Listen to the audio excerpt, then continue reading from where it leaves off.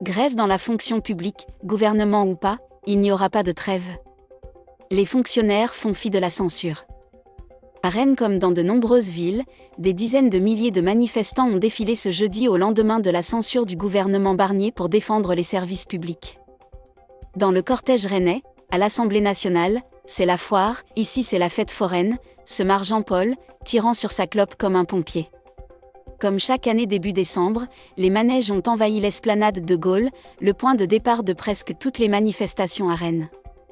Un décor atypique qui n'a pas empêché entre 3600 personnes, selon la préfecture, et 7000, selon les syndicats, de battre le pavé ce jeudi midi pour défendre les services publics. On pouvait s'attendre à mieux mais ce n'est que le début, promet Thierry, manifestant professionnel. Dans le cortège, beaucoup de fonctionnaires bien sûr, enseignants, agents territoriaux ou personnels soignants. Tous venus pour dénoncer les coupes budgétaires et la politique d'austérité qui nous empêchent de mener à bien nos missions, souligne Annick, syndic et CGT. Un cri de colère mais contre qui, sachant que la motion de censure adoptée mercredi soir a scellé le sort du gouvernement Barnier ? Il y en aura bien un nouveau donc c'est un moyen de lui mettre la pression, indique Adrien, enseignant dans le second degré. Peu importe qui d'ailleurs, le principal c'est de défendre des acquis sociaux qui sont aujourd'hui menacés. Le début d'une grande mobilisation générale. Dans le viseur des syndicats, des mesures proposées par le gouvernement pour redresser les comptes publics comme le passage d'1 à 3 jours de carence pour les fonctionnaires malades ou la réduction de 100% à 90% de la rémunération en cas d'arrêt maladie. Mais avec le renversement du Premier ministre et de toute son équipe, ces mesures semblent aujourd'hui enterrées. Pour l'instant, se méfie Thomas Hardy, secrétaire départemental du SNS-FSU. Car je suis sûr que si un nouveau gouvernement de droite est nommé, elles vont revenir très vite. De toute façon, même si le gouvernement est tombé, les revendications sont toujours là. Même son de cloche chez Fabrice Le Restif, secrétaire général de Force ouvrière en Ille-et-Vilaine.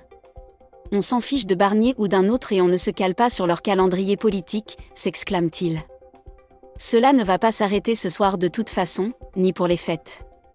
Gouvernement ou pas, il n'y aura pas de trêve. C'est le début d'une grande mobilisation générale, du public comme du privé, pour imposer la justice sociale et donner de l'espoir aux gens qui souffrent. On va nommer un autre pantin et ce sera pareil. Parmi les manifestants, quelques-uns appellent timidement à la démission d'Emmanuel Macron, le vrai responsable de tout ce merdier, dixit Aline, venu défiler avec ses 2 jeunes fils. Mais c'est surtout Guillaume Kasbarian, le désormais ex-ministre de la fonction publique qui en prend pour son grade. On avait préparé des slogans qui ne sont plus trop d'actualité mais on va quand même les garder, sourit Fabienne, du syndicat solidaire, avant de prendre le micro et d'entonner « Kasbarian, casse-toi, ta réforme on n'en veut pas ». À quelques mètres de là, Guillaume, pas très branché politique, reste un peu perplexe. Je découvre aujourd'hui le nom de ce ministre dont je n'avais jamais entendu parler, assure-t-il. Plus personne n'a confiance dans les politiques de toute façon. Ils peuvent remplacer Barnier par un autre couillon, ça ne changera rien. Je n'ai plus les mots tellement ils me dégoûtent tous. Pas mécontent de la chute de Michel Barnier qui avait pourtant l'air compétent, Michel, tout jeune retraité exprime tout de même quelques craintes pour la suite. On va nommer un autre pantin et ce sera pareil dans 2 ou 3 mois, assure-t-il. Cela devient vraiment le chaos dans ce pays et bien sûr que ça m'inquiète. Pas forcément pour moi mais pour tous ces jeunes dont l'avenir est bouché et qui va payer les pots cassés. En parlant de jeunesse, Melvin, étudiant, n'a quant à lui pas perdu tout espoir. Il faut que cette censure serve à faire bouger les lignes, espère-t-il. Pour moi ce n'est pas un coup d'arrêt mais plutôt le début d'une nouvelle dynamique pour la France. Beaucoup comme lui aimeraient y croire.